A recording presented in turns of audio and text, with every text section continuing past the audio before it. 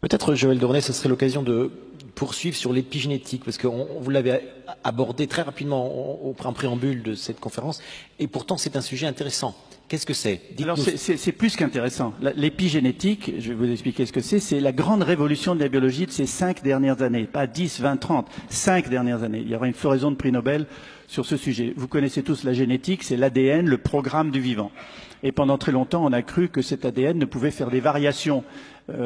C'est vrai d'ailleurs, c'est une réalité, par des mutations qui mettent très longtemps à se traduire par des espèces qui vont s'adapter et donc sélectionnées par la sélection darwinienne. Or, le programme de la vie ne code que pour 15% des machines-outils qui font fonctionner la cellule vivante, c'est-à-dire les enzymes et les protéines. 15%. Donc on s'est dit, mais qu'est-ce que c'est que le reste, les 85%? Et comme on ne savait pas, on a appelé ça junk DNA, ADN poubelle.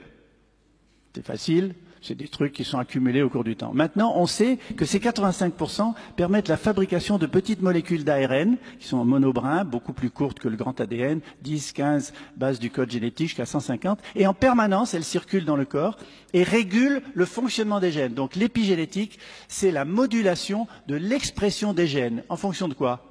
En fonction du comportement. Votre comportement quotidien. Ce que vous mangez. Si vous faites de l'exercice ou pas.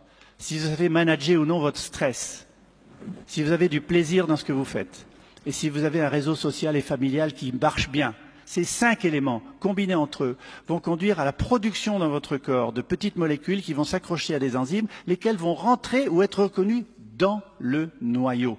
Dans le noyau où il y a l'ADN.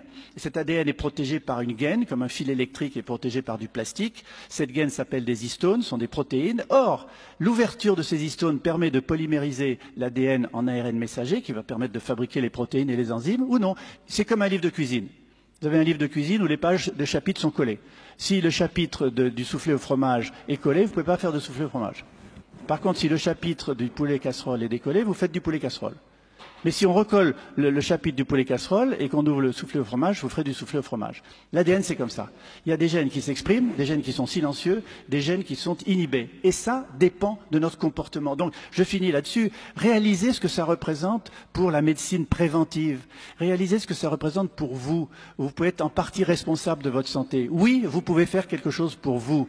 Vous essayez d'être en meilleure santé, c'est possible. Essayez de vieillir moins vite. Et c'est un intérêt non seulement pour vous, et c'est un intérêt social. Et je termine sur un exemple précis de l'épigénétique. Ce sont les abeilles. Toutes les larves d'abeilles naissent avec le même patrimoine génétique, exactement le même. Mais si vous donnez de la gelée royale à manger à certaines larves et pas à d'autres, elles deviennent des reines. Vous avez la différence entre une larve d'abeille et une reine, ou une abeille ouvrière et une reine. Elle est plus grosse, elle pond des œufs et elle vit plus longtemps. Donc, rien que l'alimentation de la gelée royale a méthylé ou acétylé, je ne veux pas rentrer dans les détails chimiques, ces fameuses histones pour permettre aux gènes de s'exprimer ou non. C'est une grande révolution et ça va définir la médecine préventive de demain par rapport à la médecine thérapeutique et au poids de Big Pharma et des médicaments dont on n'est jamais trop sûr que leur interdépendance va causer plus de maladies que celles qu'ils essayent de guérir, voir ce qui est en train de se produire en ce moment avec des médicaments qui sont retirés du marché régulièrement. Merci.